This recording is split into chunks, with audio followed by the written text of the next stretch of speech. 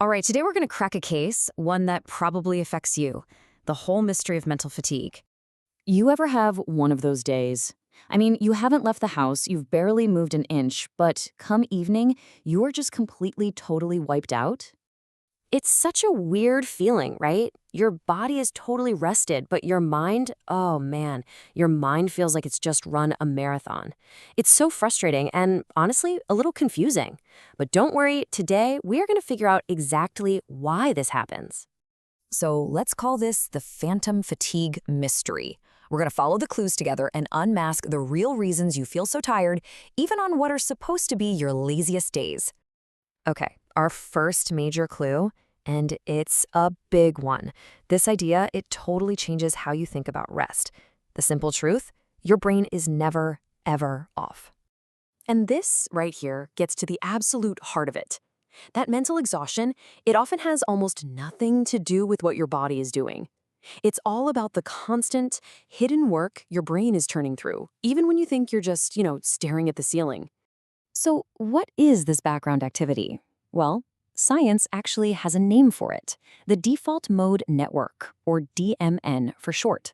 Now, you can kind of think of it like your brain's screensaver, except this is a screensaver that's incredibly busy and burns a ton of energy. So what's this DMN actually doing all day? Well, it's constantly busy. It's doing some self-reflection, it's replaying old memories, it's daydreaming about the future, and yeah, it's definitely analyzing that awkward thing you said to your boss yesterday. And, of course, worrying about stuff that will probably never even happen. All of this, it's genuinely hard work for your brain. Okay, so let's dig a little deeper. We know the brain is always on, right? So now let's pinpoint these specific things that are secretly draining our mental battery. Yeah. We're about to put these little energy vampires right under the spotlight. These are the culprits that quietly pile on the cognitive load all day long, and you probably don't even realize it's happening. All right, first up, overthinking. You know what I'm talking about. It's when your mind just gets stuck in a loop, right? Replaying that one conversation over and over, or spiraling into all the worst-case scenarios. Every single one of those thought loops burns mental fuel. It's literally like leaving some power-hungry app running in the background of your phone. It just kills your battery for no good reason. Okay, next on our list is decision fatigue. And seriously, think about it. What should I eat? Which email do I answer first? What am I going to watch tonight? Each one of these little choices, they take a tiny little sip of mental energy. By themselves, they're nothing, but add up hundreds of them over a day, yeah, that leads straight to burnout. And then there's our next culprit, information overload. That ding from a notification, that post on social media, that crazy news headline, your brain has to process all of it. So even when you think you're just passively scrolling, your mind is actually working overtime, trying to make sense of this endless flood of data. And finally, we've got emotional processing, just managing your feelings. Things like stress, anxiety, or even that little hum of self-doubt in the background, it takes a massive amount of mental energy. And the crazy part is, most of this happens unconsciously. It's like a full-time job your brain is doing 24/7 without you even knowing it. Okay, so this brings us to a really interesting twist in the case. What if the very things we do to rest are actually making us more tired?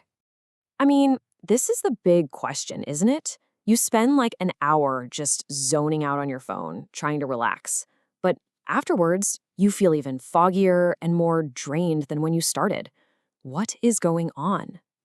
Well, it's because not all rest is created equal. Simple as that.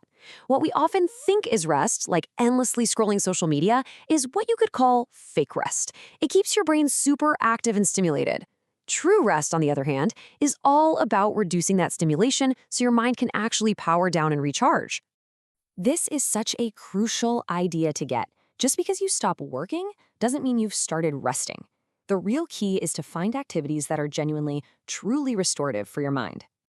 All right, so we've gathered all the evidence, we've lined up the suspects. It's time.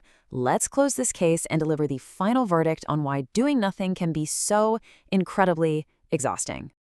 And here it is, maybe the most important takeaway of all. Feeling that mental fatigue? It is not a sign that you're weak or that you're failing. Not at all. It's actual proof that your brain is one of the hardest workers you know, constantly thinking, deciding, and feeling for you day in and day out. So let's just quickly recap the verdict. 1. Mental tiredness is totally real and it's different from physical fatigue. 2, your brain's default mode network is always on. 3, all that thinking, deciding, and feeling, it's an energy-guzzling job.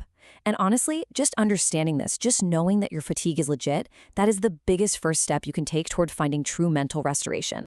Which leaves us with one last really important question for you.